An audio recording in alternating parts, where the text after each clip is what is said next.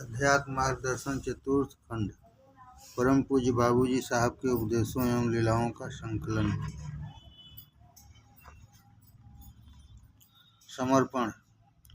पूज्य गुरुदेव के निर्माण दिवस 8 दिसंबर 2016 के शुभ अवसर पर आपकी अमूल्य वाणी आपके ही चरण कमलों में सादर समर्पित।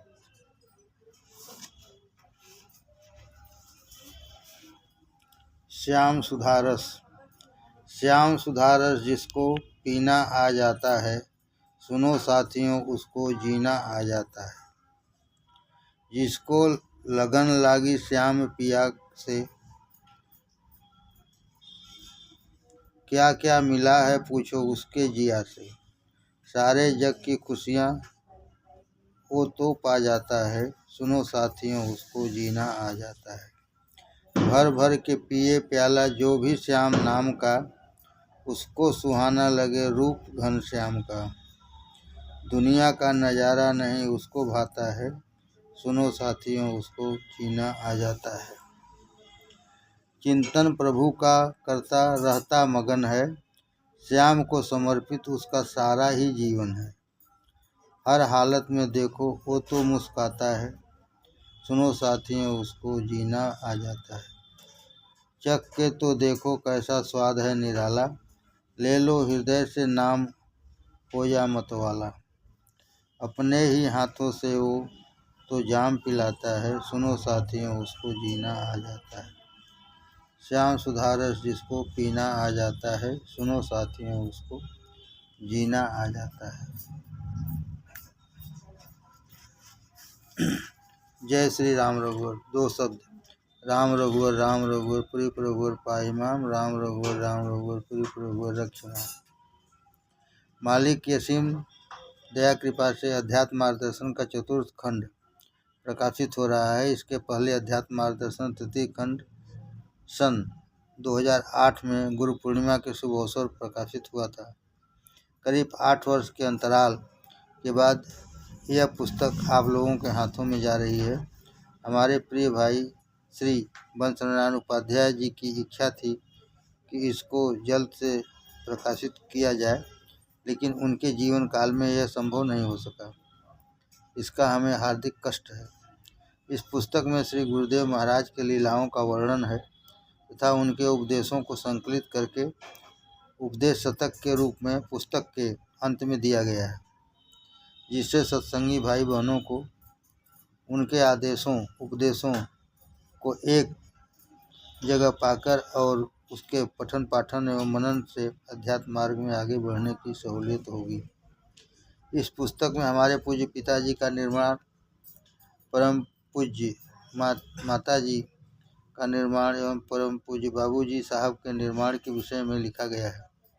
हमारे पूज्य पिताजी के निर्माण दिवस संबंधी जानकारी पढ़कर आपको स्वयं ही पूज्य गुरुदेव के आत्मज्ञान एवं असंभव को संभव कर देने की क्षमता का ज्ञान होगा।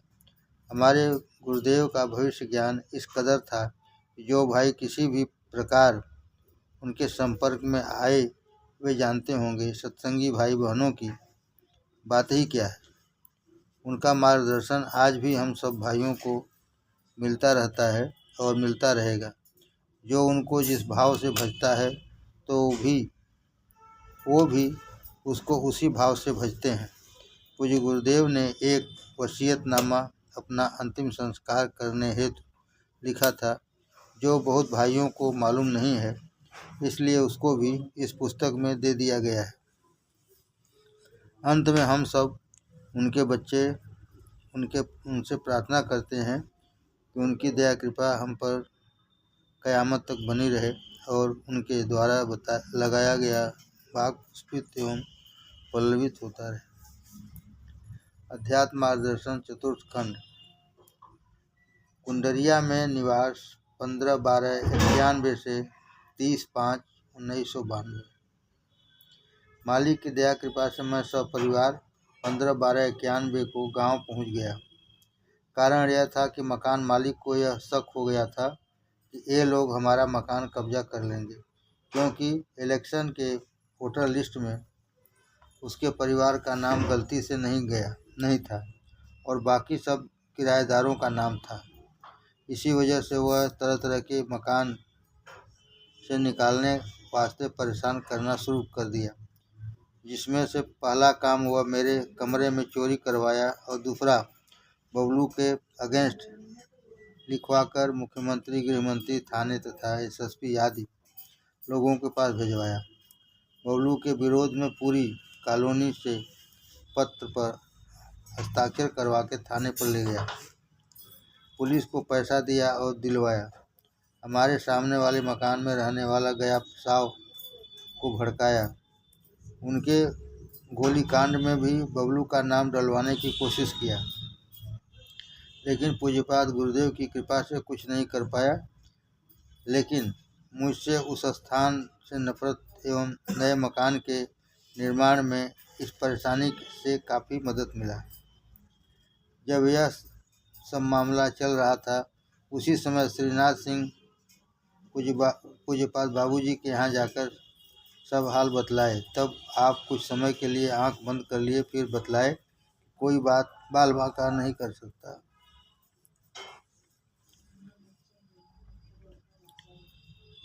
लेकिन परेशानी होगी।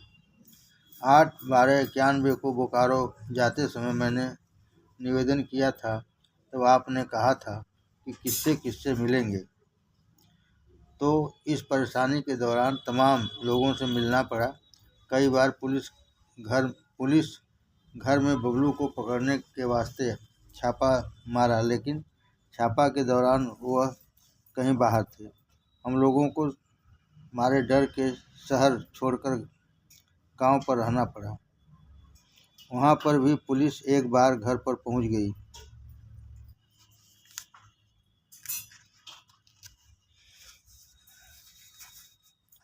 गांव में तरह तरह की चर्चाएं हो रही थी। हम लोग बहुत परेशान थे। प्रगट सिंह को मालूम हुआ, तब वे सीधे थाने पर गए और वहां पर बातचीत के दौरान निष्कर्ष निकाले कि मामला मकान खाली करवाने का है। इसके पहले मैं भाई बृजभूषण सिंह के साथ मायाशंकर पाठक, जो कि भाजपा के तत्कालीन जिला अध्यक्ष थे एवं बृजभूषण सिंह के क्लास फेलो भी थे, मिल चुके थे। वे हम लोगों के सामने ही थाना अध्यक्ष को गाली गलौज दिए और डांटकर कहे कि बाभन के घर में न रह देवे।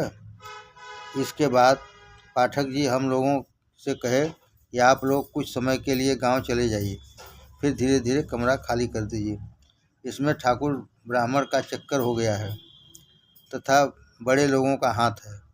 जब हम लोग मायाशंकर पाठक के पास गए थे, वहाँ गया साव पहले ही उनके यहाँ बैठे थे।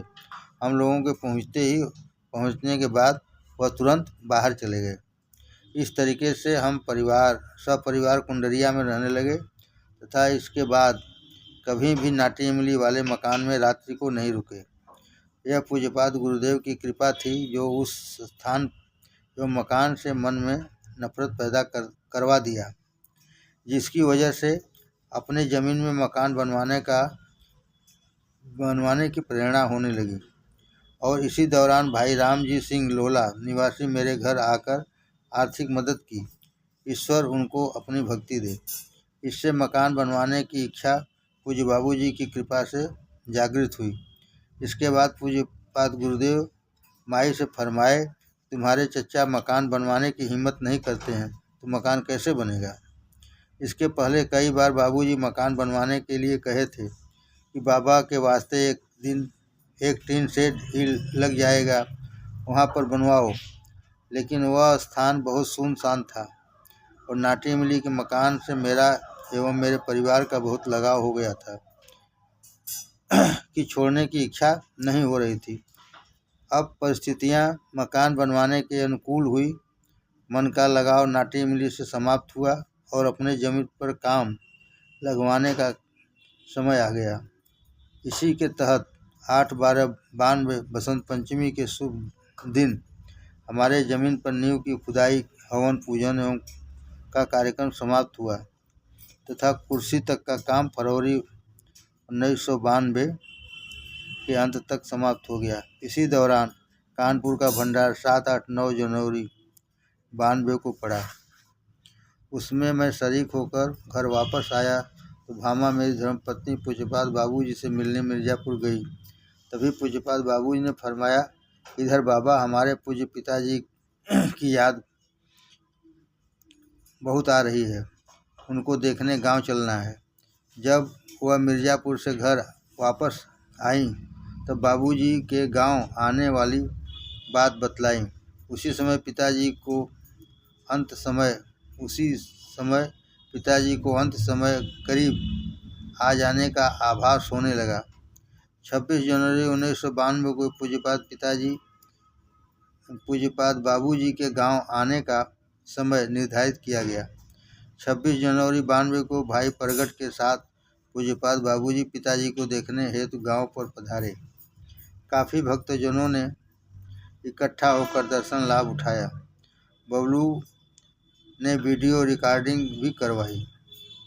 आप पिताजी को देखकर कहे कि बाबा अब भीष्म पितामह हो गए हैं, और कहे कि बाबा हमको आशीर्वाद दीजिए, तथा सबकी ओर मुखातिब होकर कहे कि जिसको आशीर्वाद लेना हो तो बाबा की खूब सेवा करें। फरवरी 29, 1, 2 एवं 3 मार्च 1992 को मिर्ज़ापुर का वार्षिक भंडारा पड़ा। गांव पर गुड्डी को बुलाया गया कि वह सीमा के साथ घर पर रहकर पिताजी की तथा घर की देखभाल करे। भंडारा समाप्ति के बाद 4/3/92 को घर पर वापस आया। घर पर वापस आने के बाद गुड्डी पिताजी को बाथरूम लिवा गई। वापस आने के बाद चारपाई खींचने वास्ते उनको छोड़कर हटी। तभी वह उसी जगह जमीन पर गिर पड़े। उनके दाहिने पैर में कमर के पास अपार कष्ट एवं दर्द हो गया। हल्दी प्याज का लेप किया गया तथा आयोडेक्स मला गया और दर्द की दवा भी दी गई। इसके बावजूद करवट बदलने बैठने में असहनीय पीड़ा होने लगी। जनसा से हड्डी वाले डॉक्टर को बुलाकर दिखलाया गया। उसने देखकर तुरंत कहा, फ्रैक्चर है, जल्दी से जल्दी बनारस ले जाकर दिखलाइए। इसके फलस्वरूप दूसरे दिन मैं मातबर एवं इलाका मास्टर के साथ मड़ुआडी जाकर डॉक्टर रामाश्रय उपाध्याय को दिखलाया। वहाँ पर एक्सरे के बाद मालूम हुआ कि फ्रैक्चर है, अब ठीक होना मुश्किल है। इसलिए ट्रैक्शन पर रखने हेतु कच्चा प्लास्टर करवा दिया गया और 3 हफ्ता बाद प्लास्टर काटने वास्ते कहे। डॉक्टर साहब बहुत सहानुभूति के साथ देखे और अपना फीस भी नहीं लिए। फिर हम लोग पिताजी को लिवाकर घर वापस आ गए। पिताजी आने के बाद भामा से बोले कि ऐसा कष्ट हमको जीवन में कभी नहीं हुआ था। अब दूसरे दिन ही ट्रैक्शन लग गया। करवट फिरना दूभर हो गया। 1 हफ्ते बाद बेड शोर हो गया तथा टट्टी भी रुक गई। 1 हफ्ता टट्टी नहीं हुई। फिर डॉक्टर अरुण से कंसल्ट किया गया तो उन्होंने जुलाब देने को कहा। जुलाब मंगाकर दिया गया तो पतली टट्टी शुरू हो गई। 2-4 दिन काफ़ी टट्टी हुई, जिससे काफ़ी कमजोरी बढ़ गई। इसके बाद टट्टी रोकने की दवा दी गई, कोई असर नहीं हुआ। 1 हफ्ते बाद टट्टी अपने आप रुक गई तथा 2-4 दिन वक्त तक रुकी रही। इसके बाद फिर टट्टी शुरू हुई तो बहुत जरा सा होने लगी। दिन रात मिलाकर करीब 50 बार होने लगी, लेकिन इससे इनको कमजोरी नहीं हुई। इनकी सेवा दिन में ब्रिजभूषण, सुबह के वक्त, बाकी समय में सीमा, दोनों गुड्डी, रिंकू, रानी तथा सबसे ज़्यादा तूफानी की माताजी, ईश्वर सबका कल्याण करे, थी। दिन में बैंक जाता, शाम को घर वापस आता तथा रात्रि भर पिताजी के पास सोता और उनकी देखरेख करता। उनको रात्रि में नींद नहीं आती। टट्टी होती तब बुलाते तथा करवट फिराने के लिए बुलाते। मैं तुरंत सेवा में पहुंचता। यह कार्य 4/3/92 से शुरू हो गया। इसी बीच एक दिन हालत सीरियस हो गई। उनके सीने में पानी आ गया। डॉक्टर अरुण को लिवाकर इलाका मास्टर आए। उन्होंने बैठने वास्ते हिदायत किया। तकिया लगाकर बैठने से इनकी हालत धीरे धीरे सामान्य हो गई। यह समाचार पूज्यपाद बाबूजी के पास पहुंचा। तब वह कहे कि प्लास्टर क्यों करवाए, अब ठीक थोड़े न होगा। दर्द वास्ते दवा दी जानी चाहिए। हमारे वास्ते संदेश कहलवाए कि शांति पाठ बाबा वास्ते किया करें। अब मकान का काम बंद हो गया, लेकिन गांव से बैंक बराबर आता जाता रहा। मिर्ज़ापुर भंडारा करने के बाद सुरेश गांव पर आए और कहे कि 26/1/92 के आसपास मैंने एक स्वप्न देखा कि गांव का भंडारा हो रहा है। उसी में पिताजी का शरीर छूट गया। उनके चेहरे पर एवं शरीर से प्रकाश निकल रहा है तथा सभी लोग उनके शरीर को घर के बगल में जहाँ चौतरा है वहीं पर गड्ढा खोदकर दफन करने जा रहे हैं। ऐसा स्वप्न देखे तो उनका मन घबराने लगा। घर पर आए तो शांति मिली। क्या पता था कि यह स्वप्न उनके जीवन लीला की समाप्ति का पूर्वाभास था।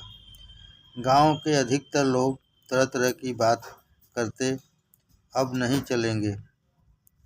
कुछ लोग रोज पता करने एवं पिताजी को देखने आते कि बाबा का क्या हाल है। इनकी बीमारी के दौरान दीपापुर के से समना बुआ अपने देवरानी के साथ पिताजी को देखने हेतु बहुत अरसे बाद गांव पर आई थी। इसके बाद एक बार मैं मिर्ज़ापुर गया। पूज्यपाद बाबूजी ने फिर एक बार पिताजी को देखने की इच्छा जाहिर की और मुझसे कहे कि इस साल गांव का भंडारा कैसे होगा, बाबा की हालत ठीक नहीं है। तब मैंने कहा कि वह एक तरफ रहेंगे, उनकी व्यवस्था अलग हो जाएगी और भंडारा चलता रहेगा। आप कुछ नहीं बोले, मौन रहे। इसके पहले एक बार मैं मिर्ज़ापुर जब गया था तब पूज्यपाद बाबूजी ने अपनी इच्छा व्यक्त की थी कि हमारी इच्छा है कि पूज्यपाद पिताजी गांव के भंडारे तक चलें। सबके मन की कामना गुरुदेव ही पूरा करते हैं। पूज्यपाद बाबूजी साहब पिताजी को देखने हेतु 29/3/92 को सुबह 8 बजे परगट की गाड़ी से गांव पर पधारे तथा 2 बजे तक वापस मिर्ज़ापुर चले गए। पिताजी को देखकर फिर भीष्म पितामह वाली बात कही। इस बार भी काफ़ी लोग दर्शनार्थ इकट्ठे हो गए थे। जरार सत्संग समारोह 4/4/92 से 5/4/92। मैं 4/4/92 शनिवार को मिर्ज़ापुर से होकर राबिन की मारुति से मिश्रा जी के साथ जरार गया। शोभा मिर्ज़ापुर में पूज्य बाबूजी के यहाँ रुक गई। 5/4/92 को ईद का त्यौहार था। कुछ मुसलमान भाई भी सत्संग में शरीक हुए। एक मुसलमान भाई के आग्रह पर मैं मिश्रा जी के साथ उनके घर पर गया। उन्होंने आदर सत्कार के साथ एक एक प्लेट सेवई लाई। मैंने एक चम्मच सेवई खाई। उसमें इतना सामान पड़ा था कि खाते ही मेरा मन घबराने लगा। दूसरा चम्मच नहीं खा सका। दोपहर को ननकू के नए मकान, जो एक कमरा बना हुआ था, का गृह प्रवेश हुआ एवं भोजन भी वहीं पर हुआ। सुबह में ही पूजा एवं हवन का कार्यक्रम हुआ। हम लोग 3 बजे तक मिर्ज़ापुर वापस आए। फिर शोभा अपनी मारुति से मुझको गांव छोड़ती हुई आजमगढ़ वापस चली गई। बबलू का केस लेकर नाराज थी, इसलिए हमारे घर पर पिताजी को देखने तक नहीं गई। 4/4/92 की रात्रि में भूषण को पिताजी के पास सोने वास्ते बोलकर मिर्ज़ापुर गया था। एक रात में ही वे काफ़ी परेशान हो गए क्योंकि रात भर उनके साथ जागना पड़ा।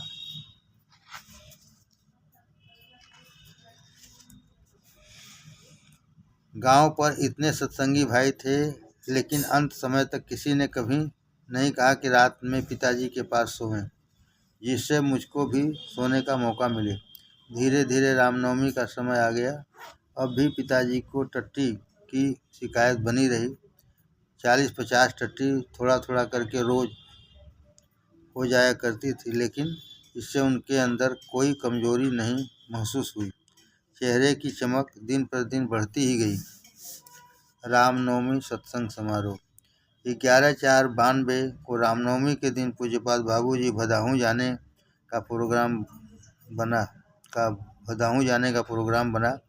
10/4/92 की शाम मैं मातबर यादव जी एवं ब्रजभूषण भदाहू के लिए बस से प्रस्थान किए। हम लोग रात्रि 8 बजे करीब वहां पहुंच गए। पूज्यपाद बाबूजी सुबह ही पहुंच गए थे। 9/4/92 की रात्रि में ही मिश्रा जी के साथ ट्रेन से चलकर रात्रि में शेष समय मुगलसराय स्टेशन पर बिताए।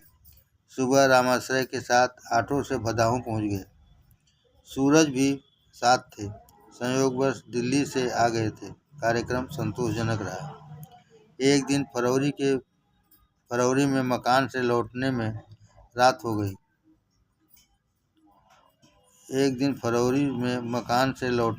हो गई। गांव में घर के पास एक कुत्ता काट लिया, पैंट के ऊपर से। पैंट तो नहीं फटा, लेकिन उसका दांत ऊपर से नीचे धंस गया। यह सब दौर इल्लत किल्लत एवं जिल्लत का चल रहा था। इसी बीच बबलू के शादी की भी बात 2 जगह से चलने लगी, क्योंकि पूज्यपाद बाबूजी की बातों से लग रहा था शादी करने की इच्छा पूज्यपाद बाबूजी की है। इसलिए बातचीत 2 जगह चली, जबकि मेरी इच्छा पिताजी की हालत देखते हुए बिल्कुल नहीं थी। अंत में सब लोग बाबूजी के यहाँ गए। पूज्यपाद बिल्कुल मना कर दिए। कहे कि पहले बाबा को देखना है, फिर मकान का रहने का काम होगा। शादी तो तीसरे नंबर पर है। बहुत लोग बाद में दबाव डाले, लेकिन आप साफ साफ मना कर दिए। राम सदा सेवक रुचि राखी, वेद पुराण संत सुर साखी। अपने शरण गहे की लाज रखी, इसलिए शादी वाले मामले से मेरा पिंड छूट गया। अब 16/4/92 को बंदेपुर में गुड्डी की शादी थी। भामा एवं सीमा 15/4/92 को ही वहां पर चली गई।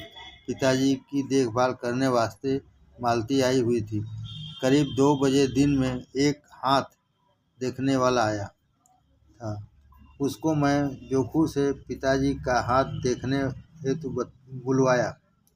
वह आते ही कहा, इनका पुण्य सब स्वर्ग में जमा है। बहू को देखने की बहुत इच्छा है, लेकिन देख नहीं पाएंगे। बैसाख की पूर्णिमा या बारिश गिरने के पहले चले जाएंगे। मैं उसको कुर्सी पर बैठने हेतु बुलाया। वह सांकेतिक भाषा में कहा, यह आपके लिए है, तथा कहा कि किसी से कुछ लेना नहीं, अपना ही हमेशा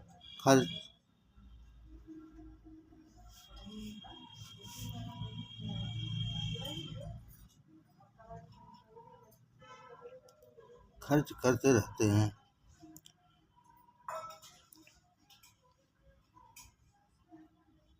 उसने कहा, दुश्मन सीने पर बंदूक ताने खड़ा है, लेकिन कोई कुछ कर नहीं पाएगा। 1 साल की परेशानी और है। बबलू वास्ते कहा, नेताजी तथा गुड्डू को नौकरी। मकान बनने में थोड़ा विलम्ब बताया।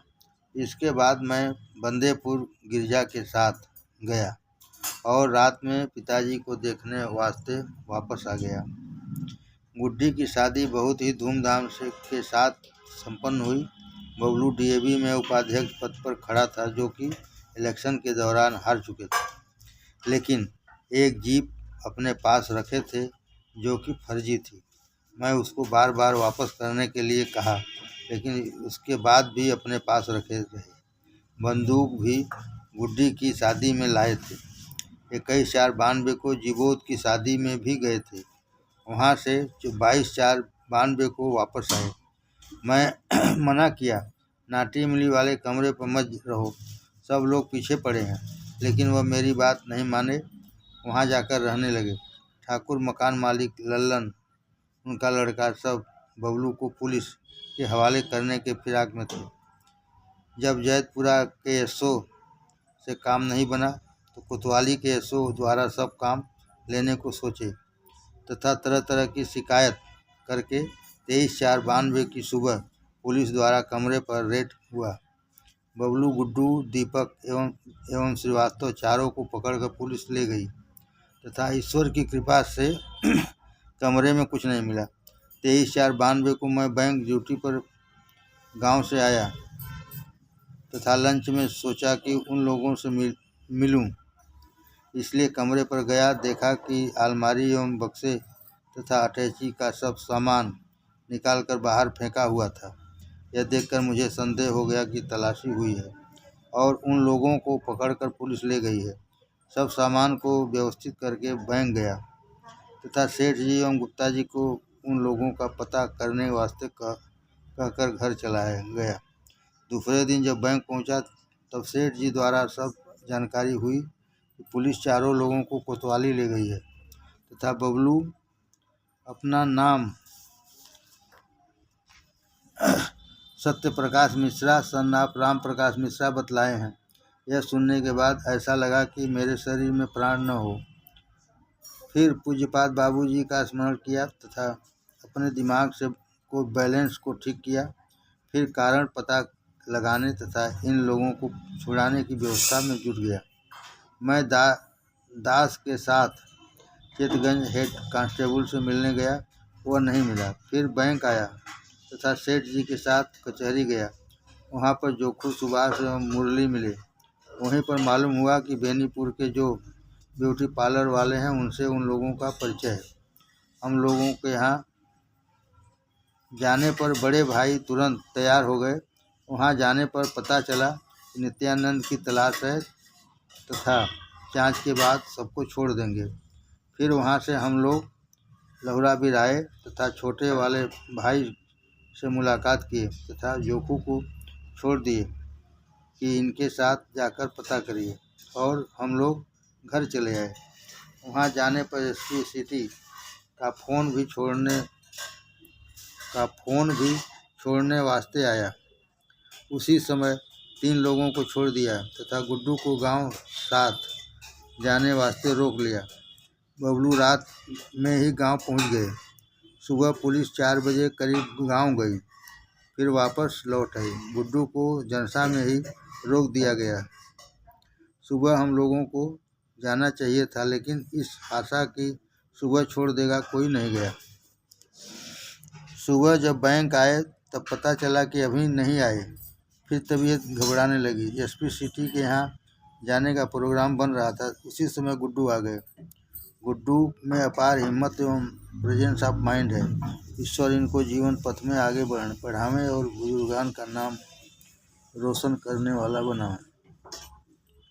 बबलू सिर्फ बीकॉम सेकेंड का 2 पेपर दिया था, बाद की परीक्षा भी नहीं दे पाया। मैं इलाका मास्टर के साथ माया शंकर पाठक के पास गया। वह बहुत बिगड़े और कहे कि पहले ही मैं मकान खाली करने को बोले थे, आप खाली क्यों नहीं किए? पता किए तब सब पुलिस की दबिश मकान खाली करवाने के तहत ही थी। फिर माया शंकर पाठक बोले कि अब मेरे पास मत आइएगा और लड़कियों को गांव पर ही रखिए। सब अनिल सिंह, अरुण चौबे मकान मालिक पीछे लगे हुए हैं। मैं मिर्ज़ापुर जाकर मास्टर के साथ गया और इसी सारी घटनाक्रम की जानकारी दी। ऐसा लगा कि बाबूजी के ऊपर इसका कुछ प्रभाव ही नहीं पड़ा। वह टॉपिक बदलकर शादी की बात करने लगे। गांव से भी लोग मिर्ज़ापुर गए थे तथा सब घटना चक्र को पूज्यपाद बाबूजी से बतलाए थे। तब उन्होंने फरमाया था, राम और कृष्ण से भी ज़्यादा मुसीबत किसी के ऊपर पड़ी है क्या? देखिए, 5 साल से तो मैं भी माताजी को लेकर परेशान हूँ। यही ईश्वर की असीम दया कृपा का प्रतिफल है। ज्ञातव्य है कि इसके पहले बबलू के डीएवी डिग्री कॉलेज में उपाध्यक्ष पद के इलेक्शन के दौरान मकान मालिक सीमा प्रेस के मालिक के साथ बैंक में आकर किराया एवं मकान खाली करने वास्ते कहा था। फिर दूसरे दिन जैतपुरा के एसओ बैंक में भी फोन करवाया था। इलाका मास्टर 15/4/92 तक उसको 1000 रुपये किराया के तहत देने को कहे थे, दिया नहीं गया। दिसंबर माह में भी उसका किराया नहीं दिया जा रहा था तथा न तो मैं वहाँ रहता ही था। मैं उससे कहा कि मकान खाली करते समय सब हिसाब कर दूंगा। इस घटना के बाद फिर बैंक में मकान मालिक अपने लड़के के साथ आए एवं उसकी बेटी दामाद नीचे खड़े थे। काफ़ी कहासुनी हुई। मैंने उससे कहा 3/5/92 को कमरा खाली कर दिया जाएगा। 2/5/92 को ही उसको 2500 रुपये किराया देकर मकान खाली कर दिया। सारी परेशानी मकान में रहने से ही था।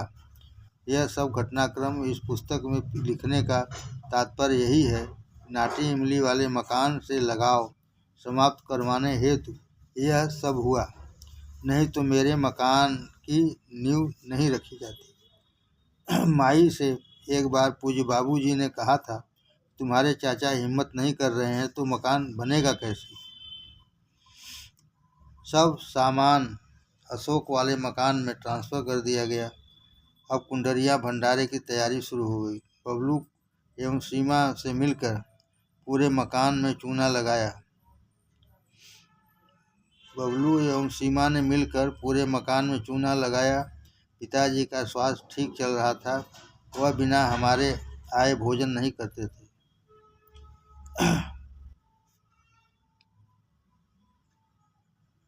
बराबर हमारे ऊपर उनका ध्यान लगा रहता था। सबसे पूछते रहते आए कि नहीं। रात में कभी कभी एक मिनट पर बुलाते, कभी कभी गुस्सा भी आता, लेकिन उनके पास जाने पर सब ठीक हो जाता। ईश्वर कृपा एवं गुरु कृपा से कभी भी कोई परेशानी मुझको नहीं हुई। कभी कभी ऑफिस में झपकी भी लग जाती थी। कुंडरिया भंडारा 5, 6, 7 जून 1992। हमारे पूज्य पिताजी का निर्माण। अब पिताजी के निर्माण एवं भंडारे का समय करीब आने लगा।